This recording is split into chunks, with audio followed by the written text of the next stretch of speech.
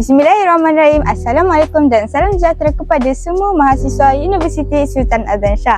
Okey, untuk makluman semua, kem kaderisasi Taha kembali lagi, iaitu kem kaderisasi Taha 3.0.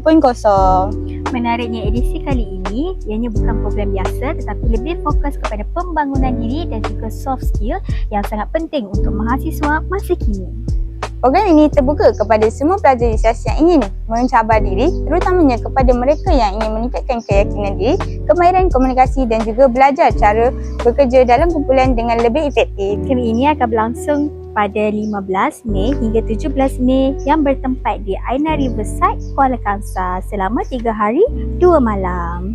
Sepanjang program ini berlangsung, peserta akan didedahkan dengan pelbagai aktiviti yang menarik dan juga pihak kami akan menyediakan hadiah kepada kumpulan-kumpulan yang markahnya tinggi serta ada juga hadiah kepada individu untuk peserta lelaki dan perempuan terbaik.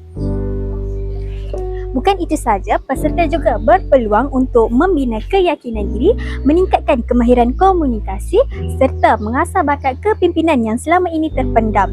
Jadi, macam mana nak sertai kem ni? Jadi, jika anda berminat untuk sertai kem ini, anda boleh hubungi nombor yang tertera di poster atau scan QR code yang disediakan untuk pendaftaran dan juga maklumat lanjut. Yuran penyertaan untuk kem ni hanyalah RM60 sahaja. Yang bestnya ia dah termasuk untuk makanan, pengangkutan dan juga penginapan. Jadi anda tak perlu risau soal makanan dan lain-lain.